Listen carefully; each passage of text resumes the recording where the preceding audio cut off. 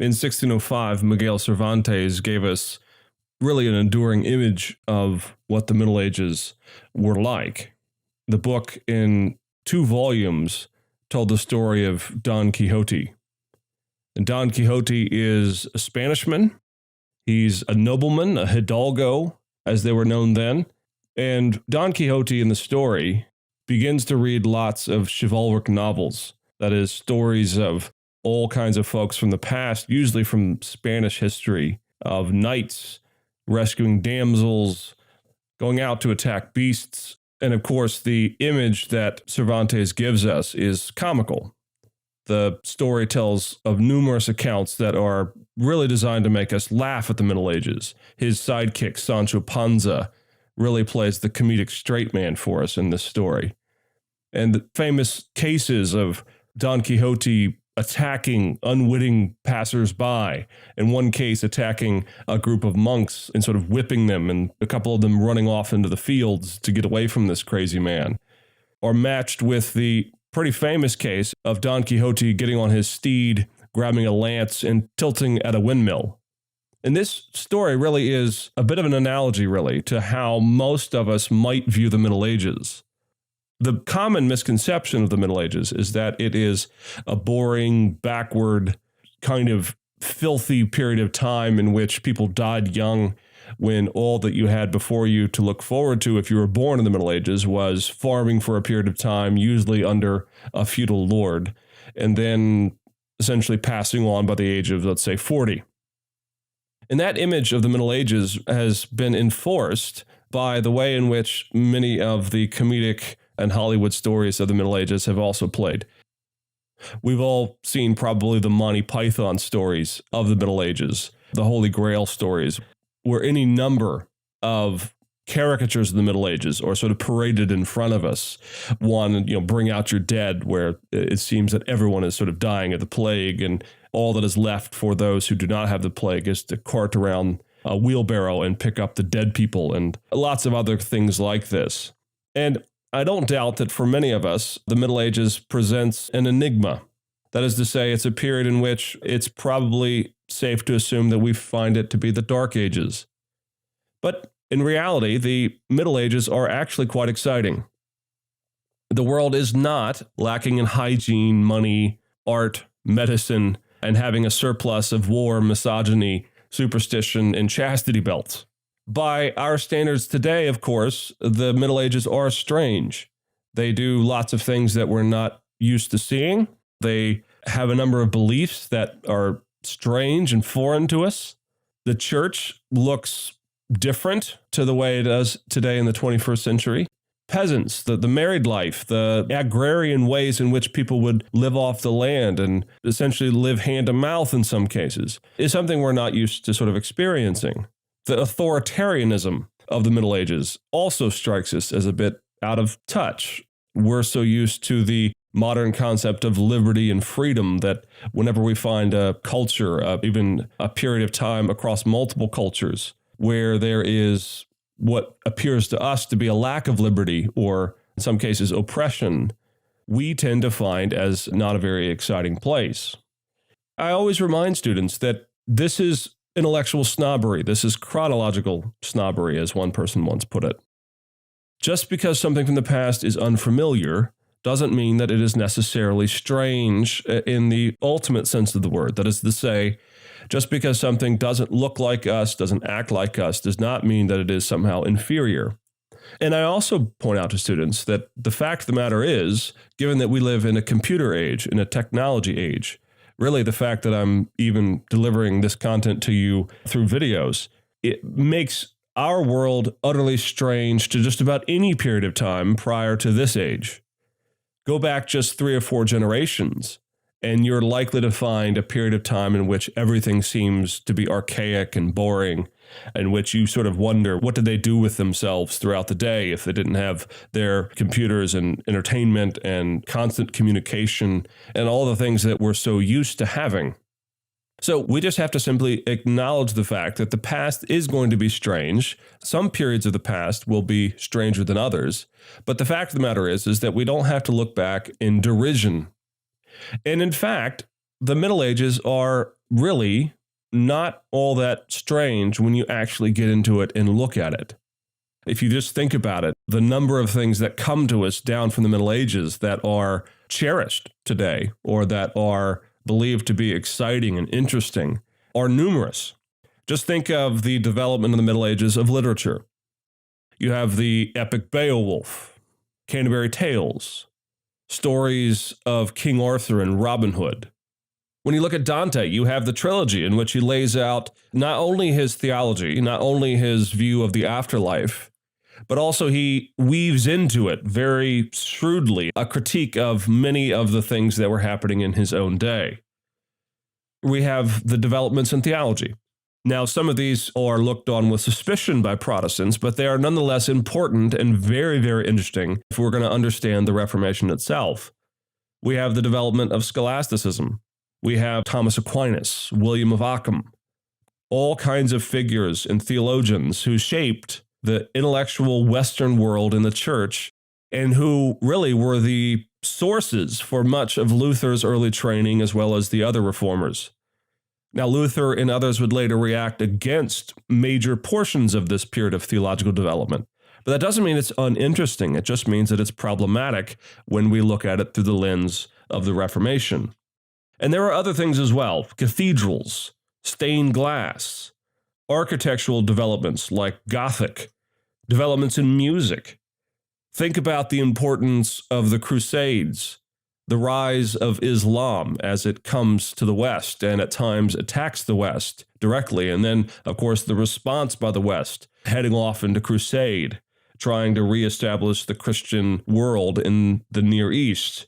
Think of knights, warfare, all kinds of things that we consider to be at least inherently interesting, though not necessarily the things that always take up the bulk of our attention.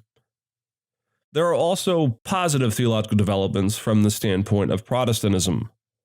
There has been a lot of work done on what we call the forerunners to the Reformation, people like John Wycliffe and the theological movement of Jan Hus. All of these movements shaped and changed and developed and worked against the Catholic Church in many of the same ways that Luther and Calvin and Cranmer and the other Protestant reformers would just centuries later. So when you lay all of these things out, and many others really, you get a more composite picture of what the Middle Ages should look like to us. The Middle Ages should not be weird. They should not be strange, and again, in the ultimate sense of the word, though they will be unfamiliar. As we go through the lectures on this period of time, and as we look at the Middle Ages, I think one of the things that most students find is that some of the things they care deeply about today actually have roots, or at least have developments in the Middle Ages that would not have occurred were it not for this period of time. And in fact, I often find that after going through the early church, most people find the developments in the early church and the struggles there to be more foreign, more strange to them than even the Middle Ages. The hierarchical development of the Roman Empire, for example. That, to many people, and the sort of resultant effect of the authoritarian structure of politics and the way the church and state became intermingled in the early church period of time, and the development of relic veneration and the veneration of the saints and some of the other early developments in the 4th and 5th centuries in particular, often for at least the Protestant perspective, tends to be a little bit more shaky ground. And then when they get into the Middle Ages, at least they find something that they have some preconceptions on that they can then develop and shape, but which then sort of draws all this period out. If we're going to look at the Middle Ages, we have to understand what the period of time is, though. And so I want to give you just sort of three brackets, three periods of time that are vital, I think, to at least conceptualizing in your mind's eye what the Middle Ages is in particular, at least in terms of the sweep of it. Historians typically break the Middle Ages down into three periods of time. Now, I want to go ahead and caution you that these periods of time are arbitrary in some ways. They are artificial. These are the inventions of historians. But these periods of time, these subsets of the Middle Ages, really make the period more manageable. But still, no one that lives, say, in the year 1001 would say, boy, this is great that I live in a different period of time than I lived just 2 years ago. The fact of the matter is these, again, are artificial ways of understanding the past. But nonetheless, let me go ahead and give you 3 periods of time, 3 brackets by which to understand the sweep of the Middle Ages. The first is what we today call the early Middle Ages, very easily titled. And this runs from 500 to 1000 AD. It's a large period of time. If you're going to describe any period of time as being the Dark Ages, it's probably going to be this period of time, 500 to 1000. The reason why it's sometimes referred to the Dark Ages is not due to any moral decline, not due necessarily to spiritual decline, at least not in the terms of apathy or in terms of church involvement or theological engagement. There were people that loved Christ at this time. There were people who read the scriptures and attempted to understand them in the light of their own day. But nonetheless, the years 500 to 1000, the early Middle Ages, present some challenges for us, mostly due to the fact that a lot of what we would hope to find historically there just aren't there. The best example of this is written sources. From 500 to 1000, we have significantly fewer written sources, at least from a variety standpoint. We certainly have resources. It's not like everyone stopped writing. But what happens from 500 to 1000 is you have a series of wars, you have a series of national calamities, you have obviously the ongoing fallout from the destruction of Rome as the imperial sort of unifier of all of the world, both East and West. And as a result, you have all of these changes that occur in this period of time, the early Middle Ages, that really are cataclysmic in some ways. And while they're cataclysmic, they're very important. It's this period of time in which you see the rise of what would eventually become the modern nations as we know them today. Modern nations being like France and Germany and England. All of these countries, all of these regions began to be shaped during this period of time. You see lots of linguistic changes.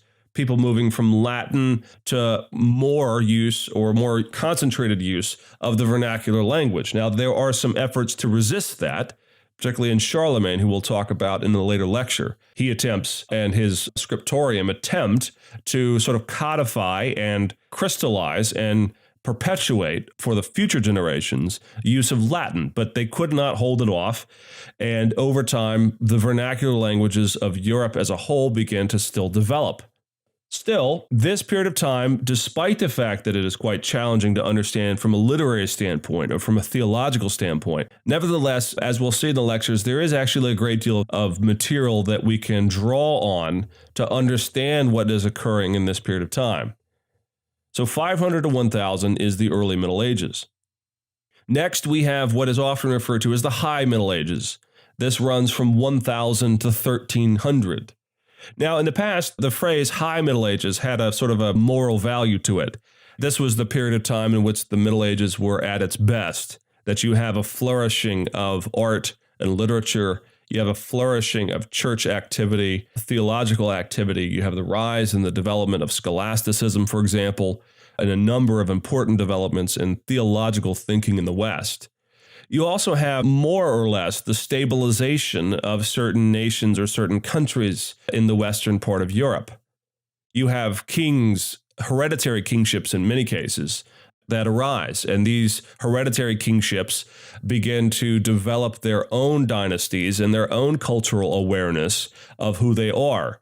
You have wars, you have developments. This period of time, the High Middle Ages, is the time of the Crusades. It's the time of any of a number of really sort of interesting but as well as troubling developments in the Middle Ages that have to be understood. Lastly, we have the appropriately named Latter Middle Ages. The Latter Middle Ages run from 1300 to 1500. This period of time is really the one that's most debated today by historians. The latter Middle Ages can be seen either on the one hand as the decay, as the diminution of the church's power, as the waning of theological orthodoxy, as the corruption of the church. And there are a lot of historians that take this line of approach. They see the latter Middle Ages, in other words, as sort of the forerunner or the cultural slide that occurs before Luther and the Reformation. Still, that interpretation is up for debate, and it's actually on the decline today. Most historians, when they look at the latter Middle Ages, don't see necessarily a decline in engagement or theological thinking or development in the later Middle Ages. Rather, they see changes. They see a lot of flowering of medieval thought. They see developments occurring, but these developments are not reactionary necessarily. This is not the slouching towards Gomorrah kind of period of time. Now, there are troubling things that occur during this period, and we'll talk about some of those. But by and large, the latter Middle Ages should not be seen as some sort of cesspool of bad thinking and bad morals. Fact of the matter is that the latter Middle Ages have a great deal of variety and a great deal of developments for us, both positive and negative, that set the stage for Luther and the Reformation. Most historians today, I say, usually refer to the latter Middle Ages as the flowering of the Middle Ages, or as one historian put it, the harvest of the Middle Ages. That this is a period of time in which the groundwork of what was laid before by Aquinas and others is now harvested and extended and expanded and utilized. Others have referred to it as the headwaters, as the time when a great deal of developments occur. Now, obviously, Luther and others will react against the latter Middle Ages, but they react against the Middle Ages as a whole, so there's no reason to see only one period of the Middle Ages as being the worst time, or as the time that really kind of got it wrong. Honestly, a lot of what's driving this perspective that the latter Middle Ages, or the time of great turmoil and corruption, really comes from an ecumenical desire by some historians to both understand the Reformation but kind of not find fault with Luther at the same time. So there were some Catholic historians in the 20th century, for example, who alleged, or in some cases strongly argued, that Luther's Reformation couldn't be understood because the latter Middle Ages were so corrupted and so backwards, and that they had lost the pristine theological developments of Aquinas and others in the High Middle Ages. The fact of the matter is the latter Middle Ages really are part and parcel to the medieval movement, part and parcel to the medieval church. And so we can't pin all of the sins of the Middle Ages onto the latter period, particularly since the Crusades and a number of troubling things happened in the High Middle Ages during the so-called pristine years, and you can't pin those on the latter Middle Ages, at least not in full. So if that is the sweep of the history of the time periods of the Middle Ages, a few things can be said about what we're going to be looking at in general. The lectures on the Middle Ages that we're going to be covering run the gamut, really, of the experience of those who lived during the Middle Ages. The first thing we're going to be looking at is, of course, the development of the rise of Charlemagne and the Carolingian Empire. And what we're going to be looking at from that vantage point is the development of European political entities. How did all of these nations arise? How did all of these local communities that were formerly Roman shape themselves into what would become the medieval dynasties? So we're going to be looking at Spain as it became first dominated by Arians and then by the Muslims. We're going to be looking at Anglo-Saxon England. We're going to be looking at Scandinavian culture and the Vikings. And we're going to be looking at a number of other things in the rise of nations. And then moving on into the Middle Ages, the higher Middle Ages, we're going to start taking a look at some of the developments both personally for individuals, both at the lay level and at the clergy level. Things like the Black Death, things like war and famine, marriage, all of the things you might experience in everyday life. But we're also going to be looking at some of the developments of the most important institutions of the Middle Ages. We're going to be looking at the rise of various kingdoms and how they warred with one another. So we're going to look at, for example, the 100 Years' War. We're going to look at the breakdown of society, how it was arranged into 3 different estates, and how we, if we lived in that day and age, would be classified. And we're going to be taking a look at the developments in the papacy. How did it rise? How did it become strong? And more importantly, what were the challenges it faced as it went through a series of crises, particularly in the latter Middle Ages, as the papacy first was co-opted by the French government, and later the papacy itself split into 3 different papacies, 3 different popes. In the end, though, I want you to see that the Middle Ages are actually quite a fascinating period. And that often what has left us in the dark about the Middle Ages is not that the Middle Ages are so irrelevant or that they are opaque or that there's something that is keeping us from really exploring it, but rather that we maybe haven't had the best tour guides on the journey through these years. And so in the end, as we look at the sweep of the development of the Middle Ages, we're going to be looking at all various strata and all various levels of society, in the hopes that when we come away from these lectures, we will have a better understanding of the medieval world, in order that we can have an understanding of the medieval church, with the ultimate goal of eventually better understanding the Protestant Reformation, which broke away from the medieval perspective on faith, theology, and the Bible.